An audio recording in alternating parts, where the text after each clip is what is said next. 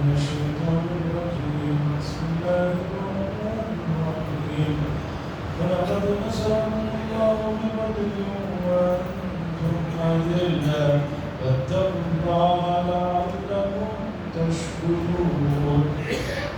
حضرات 23ویں پارے کی تلاوت سورہ صافات سے سنیے، پھر سورہ صاد زمر ہے، 24ویں پارے کا کچھ حصہ بھی سنا. کل 17 رمضان تھا، غزوہ بدر کے سلسلے میں کچھ چیزیں آپ کے سامنے رکھی اور یہ وعدہ تھا کہ آج غزوہ بدر کے کچھ اور تفصیلات آپ کے سامنے رکھی جائیں. رسول اللہ صلی اللہ علیہ وسلم کی سیرت پر اور آپ کی ذات پر جن لوگوں نے کام کیا ان لوگوں میں ایک بڑے فوجی جنرل نے رسول اللہ صلی اللہ علیہ وسلم کے غزوات پر کام کیا کہ رسول اللہ صلی اللہ علیہ وسلم نے جن جنگوں میں شرکت فرمائی، بدر ہے، احد ہے، اسی طرح احزاب ہے، حنین ہے، فتح مکہ ہے، تبوک ہے، ان پر ایک بڑے فوجی جنرل نے ریسرچ کیا اور ریسرچ کر کے بتایا جنگی اعتبار سے رسول اللہ صلی اللہ علیہ وسلم نے جن جنگوں میں شرکت فرمائی اور وہاں پر صحابہ کو جس ترتیب سے رکھا تھا، جن لوکیشنوں پر رکھا تھا، ایک اتنے اعلیٰ درجے کی جنگی مہمات تھی کہ رسول اللہ صلی اللہ علیہ وسلم ان مہمات میں جن جن جگہوں پر صحابہ کو تعین فرمایا تھا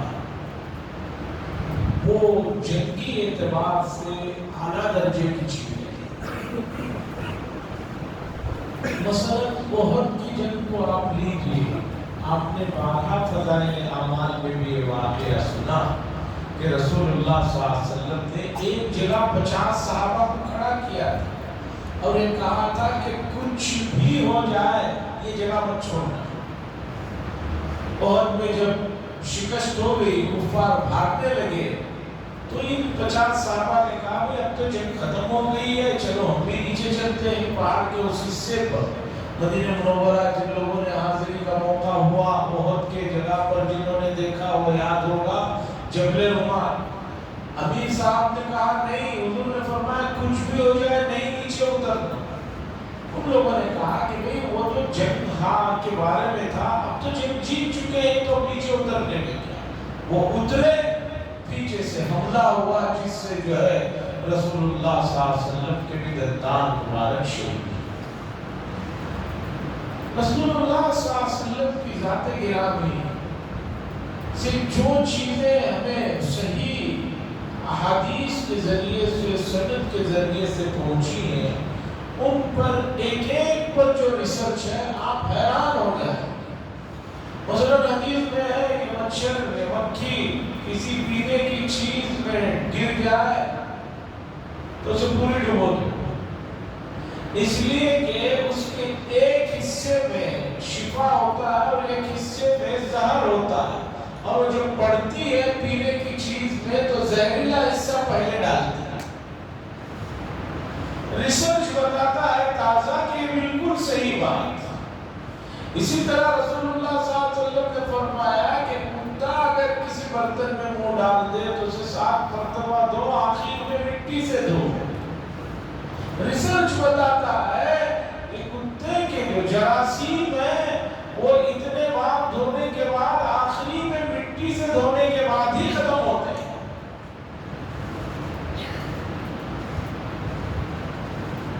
امت رسول اللہ صلی اللہ علیہ وسلم کو بحیثیت نبی اور بحیثیت مربی اور بحیثیت اللہ کے پیغمبر ہونے کی طرح سے جس طرح دیکھنا چاہیے دیکھ نہیں رہی ہے.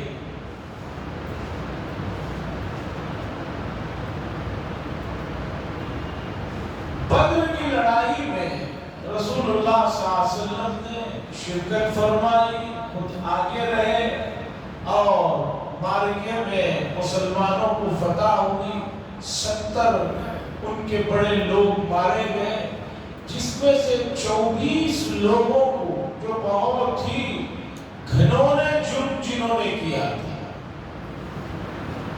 جنہوں نے بہت تکلیف مکے میں دی تھی، ان کو وہاں بدر میں ایک انتہائی گندے اور ناپاک کنویں میں ان کی لاشوں کو ڈال دیا، بقیہ کو بھی وہیں پھینک دیا گیا۔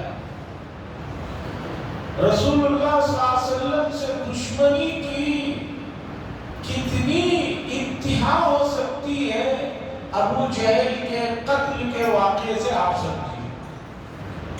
حضور صلی اللہ علیہ وسلم نے فرمایا ہر قوم میں ایک فرعون ہوتا ہے، لیکن میرا جو فرعون ابو جہل ہے یہ موسیٰ علیہ السلام کے فرعون سے بھی بدترین ہے۔ کیوں؟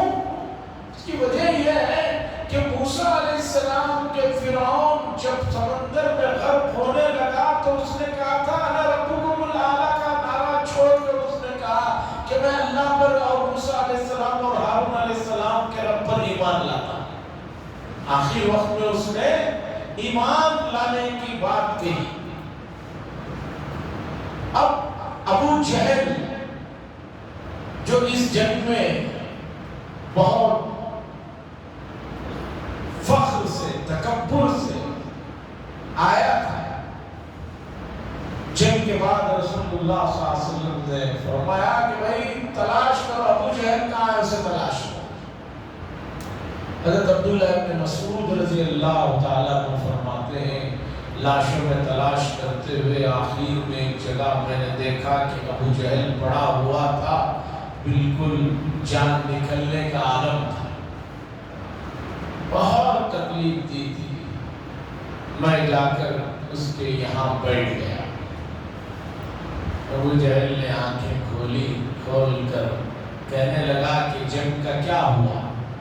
حضرت عبداللہ ابن مسعود فرماتے ہیں میں نے کہا کہ اللہ اور اس کے رسول کی فتح ہوئی اور تم اور تمہارے ساتھ جو لوگ آئے تھے ان کو شکست دی۔ پھر اس آدمی نے تکبر سے حضرت ابن مسعود رضی اللہ تعالیٰ عنہ کو فرمایا او چرواہے کے بیٹے، تو بہت اونچی جگہ پر بیٹھا ہے اور میری طرف سے تمہارے نبی کو یہ پیغام دے دینا، جتنی نفرت مجھے پہلے ان سے تھی، ان کے دین سے تھی، اب بھی مجھے مر رہا ہوں اس حال میں بھی پہلے سے بھی زیادہ میں نفرت اور اسے ناپسند کرتا ہوں، اس دین کو بھی اور رسول اللہ صلی اللہ علیہ وسلم۔ فرعون تو کم از کم جان کنی کے عالم میں ایمان لانے پر آیا تھا، یہ اس عالم میں بھی کہہ رہا ہے کہ میں ابھی بھی پہلے سے زیادہ حضور صلی اللہ علیہ وسلم اور اس دین سے نفرت کرتا۔ پھر اس کے بعد حضرت عبداللہ ابن مسعود رضی اللہ تعالیٰ عنہ نے جب چھری نکالی اس کا سر قلم کرنے تو کہنے لگا کہ یہ میری تلوار ہو، اس سے کام تمہارا آسان ہو جائے، اور ہاں میری گردن جو ہے ذرا نیچے سے کاٹنا تاکہ جب لوگ دیکھیں تو ایک ہیبت ناک شکل نظر آئے، ایک روب ان پر پڑے۔ مرتے ہوئے بھی اس کی انتقام اور اس کی دشمنی اور اس کی نفرت کا یہ عالم تھا۔ اس کے بعد حضرت عبداللہ ابن مسعود رضی اللہ تعالیٰ عنہ نے اس کا سر قلم کر دیا۔ اس کے بعد رسول اللہ صلی اللہ علیہ وسلم کا معمول تھا فتح کے بعد 3 دن جس جگہ جنگ ہوتی وہیں رکتے آتے۔ یہ بھی جنگی اعتبار سے بڑی حکمت عملی تھی تاکہ یہ نہ کہا جائے کہ نہیں بھاگ گئے ڈر گئے، فتح کے بعد 3 دن وہاں پر رکتے۔ اس کے بعد آپ نے مدینہ منورہ میں صحابہ کے ذریعے سے اطلاع کروائی کہ اطلاع کر دو کہ اللہ نے ہمیں فتح نصیب فرمائی۔ اس کے بعد یہ جو بڑے بڑے سردار تھے جن کو ایک کنویں میں ڈالا گیا تھا، رسول اللہ صلی اللہ علیہ وسلم وہاں پر جا کر کھڑے ہو کر عتبہ اور شیبہ ان کو آواز دی اور آواز دے کر پوچھا کیا اللہ نے جو وعدہ کیا تھا مجھے، جس کا میں نے تمہیں ذکر کیا، تمہیں بتایا، کیا تم نے اسے پایا ہے؟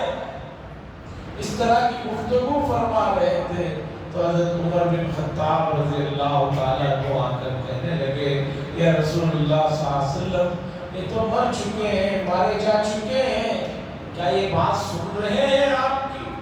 حضور صلی اللہ علیہ وسلم نے فرمایا عمر تم سے زیادہ یہ میری بات سن رہے ہیں۔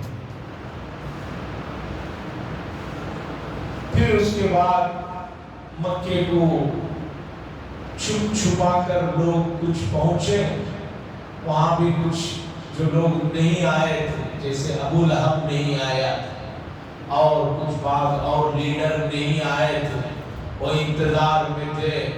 ان کو جب پتہ چلا، خبر لانے والے نے لا کر بتایا کہ وہ مسلمانوں نے ہمارے گردنوں کو اڑا دیا ہے اور ہمیں ہار ہوئی ہے، تو وہاں جو لیڈر حرم کے پاس بیٹھے ہوئے تھے انہوں نے کہا کہ یہ جو آدمی آ کے اس طرح کی خبریں دے رہا ہے یہ پاگل ہو گیا ہے، اسے سمجھ میں نہیں آ رہا ہے، کیا کہہ رہا ہے پوچھو۔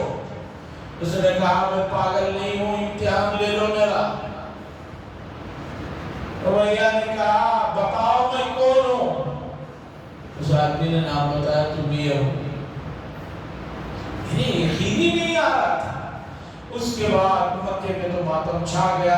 رسول اللہ صلی اللہ علیہ وسلم صحابہ کے ساتھ 3 دن کے بعد مدینہ منورہ کو واپسی ہوئی، اور مکے میں جو مسلمان اب تک ڈر خوف سے جی رہے تھے ان کو بھی جب اطلاع ملی کہ کامیابی مل گئی ہے تو اب انہوں نے بھی ہجرت کی ادھر تیاری کی، اور ادھر یہ لوگ جو مکے میں شکست کھائے ہوئے تھے، جن کے لوگ مارے گئے تھے، انہوں نے کہا کہ نہیں اب ہمیں ایک اور جنگ کرنی ہے، اب تک جو مرے ہیں وہ کم مرے، کچھ اور کو لے جا کر مارنا۔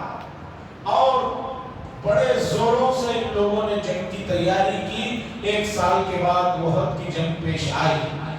اس کے بعد رسول اللہ صلی اللہ علیہ وسلم 70 لوگوں کو جو گرفتار کر کے لے گئے تھے، صحابہ سے مشورہ کیا کہ ان 70 آدمیوں کو کیا کیا جائے، جن کو گرفتار کر کے لایا گیا ان کو کیا کیا جائے؟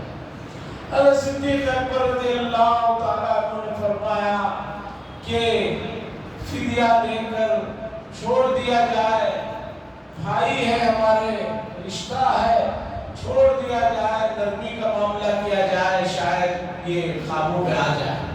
حضور صلی اللہ علیہ وسلم نے فرمایا تمہاری مثال ابراہیم علیہ السلام کی جیسی ہے، ان کی جو درگزر کی بات تھی۔ حضرت عمر بن خطاب رضی اللہ تعالیٰ عنہ نے فرمایا یا رسول اللہ صلی اللہ علیہ وسلم کسی ایک کو بھی نہ چھوڑا جائے، سب کی گردنیں اڑائی جائے، انہوں نے بہت تکلیف دی ہے اور اب یہاں سے جائیں گے پھر واپس جو ہے یہی سازشیں کر کے واپس لوٹیں گے، اس لیے کسی کو بھی نہ چھوڑا جائے۔ حضور صلی اللہ علیہ وسلم نے فرمایا تمہاری مثال نوح علیہ السلام جیسی ہے، انہوں نے کہا تھا کہ اللہ سب کو ڈبو دیجئے، یہ لوگ سدھرنے والے نہیں ہیں۔ حضور صلی اللہ علیہ وسلم کے زمانے میں حضرت عمر رضی اللہ تعالیٰ عنہ جلاد تھے، اس لیے کوئی بات ہوتی تو کہتے کہ بھئی قصہ ختم کیا جائے۔ اس کے بعد مشورے چلتے رہے یہاں تک کہ رسول اللہ صلی اللہ علیہ وسلم نے فدیہ لے کر ان 70 لوگوں کو چھوڑنے کی بات کی۔ 1000 سے 4000 درہم کے بیچ میں کسی کو کچھ اس طرح، اور ان میں سے جو حضرات 70 میں لکھنا پڑھنا جانتے تھے، قیدیوں میں جو لکھنا پڑھنا جانتے تھے، حضور صلی اللہ علیہ وسلم نے فرمایا تمہیں رہائی ملے گی اس صورت میں کہ تم ہمارے بچوں کو، مدینے میں جو ہمارے بچے ہیں ان کو لکھنا پڑھنا سکھاؤ۔ ہر آدمی کو پہلے لکھنا نہیں آتا تھا۔ مکہ المکرمہ میں حضور کی بعثت سے پہلے صرف 17 ہی آدمی تھے جن کو لکھنا آتا تھا۔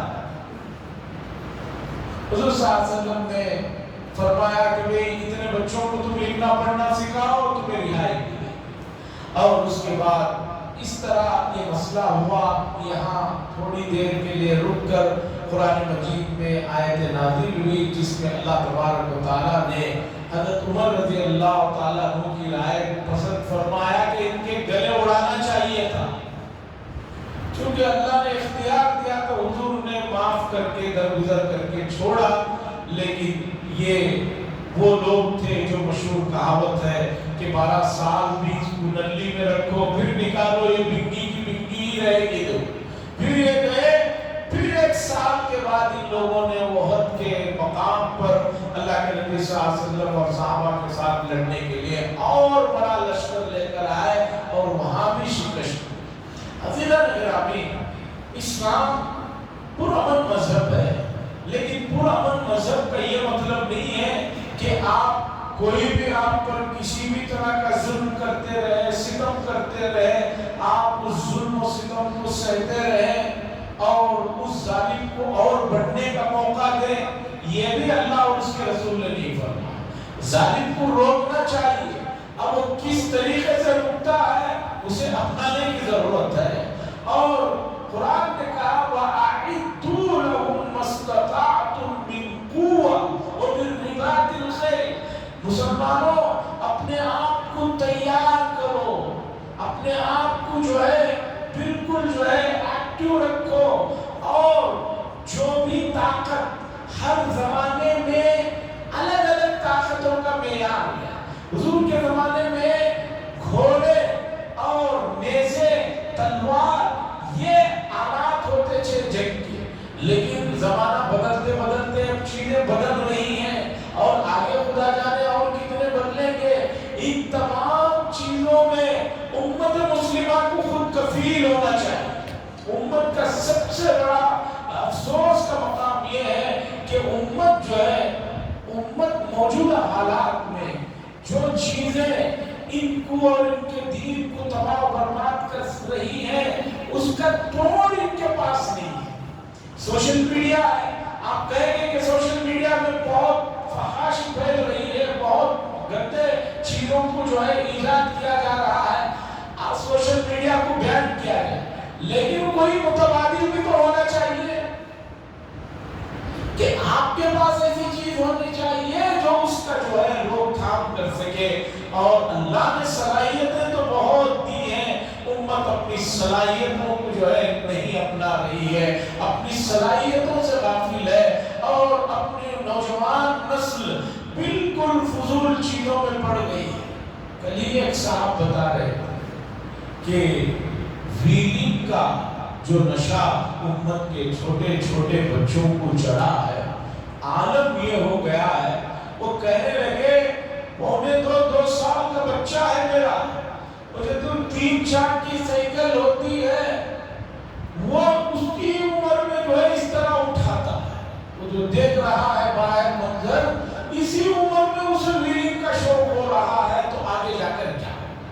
تو عزیزان گرامی، بچوں پر نگرانی اور ان کو موجودہ زمانے میں یہ دور ایسا ہے کہ یہاں صرف صلاحیتیں آپ کا لوہا بنوا سکتے ہیں. صلاحیتیں نہیں ہے زمانے کے، صلاحیتیں جدید ٹیکنالوجی میں آپ کے پاس نہیں ہے تو آپ کو کوئی بھی جو ہے پوچھے گا نہیں. اور آپ ان کے ذریعے سے امت کے اندر احساس کمتری جو ہے اس سے اٹھا سکتے ہیں. ان جنگوں میں رسول اللہ صلی اللہ علیہ وسلم پہلے اور بعد میں جو تیاریاں کرتے تھے، جس طرح کی مشقیں ہوتی تھی اور جسم کو مضبوط رکھنے کے لیے جن چیزوں کی طرف اس زمانے میں کام ہوتا تھا، حضور صلی اللہ علیہ وسلم نے ان تمام چیزوں کی طرف توجہ دلائی. اس لیے نہیں کہ ہمیں کسی پر جا کر زور زبردستی کرنا ہے، اس لیے کہ کبھی کوئی ہمارے اوپر آ کر جو ہے زور زبردستی کرے تو اپنی جان اور اپنی عزت، اپنے مال کو بچانے کی بھی طاقت اور صلاحیتیں ہونا چاہیے. یہ غزوہ بدر کے پورے واقعے میں سے ایک چیز ہے جس کی طرف توجہ میں دلا رہا ہوں. باقی اللہ کی ذات پر توکل اور اللہ سے لو لگانا یہ بھی واضح ہے. اللہ کے نبی نے یہ نہیں فرمایا کہ صرف سامان اور اسباب پر بھروسہ کرو، نہیں، اس کے ساتھ اللہ پر بھی بھروسہ کرنا چاہیے. اللہ کے ذات پر بھروسہ نہیں، صرف چیزوں پر بھروسہ رکھیں گے تو یہ بھی ایمان نہیں ہے اور یہ بھی نقصان دہ چیز ہے۔ اللہ سے دعا فرمائے اللہ تبارک و تعالی ہمیں باقی رمضان خاص طور پر آخری اشرا جو بہت ہی محترم شان ہے اس کی قدر کرنے کی، لیلۃ القدر کو تلاش کرنے کی توفیق نصیب فرمائے۔ وآخر دعوانا الحمدللہ رب العالمین۔ الحمد للہ، شکریہ اللہ صلی علی سیدنا شفیعنا نبینا حبیبنا مولانا محمد وعلیہ وسلم۔ اللهم انت الصلاة والسلام تبارك يا ذا الجلال والإكرام، صلی اللہ تعالی وسلم علی نبینا محمد وعلى آلہ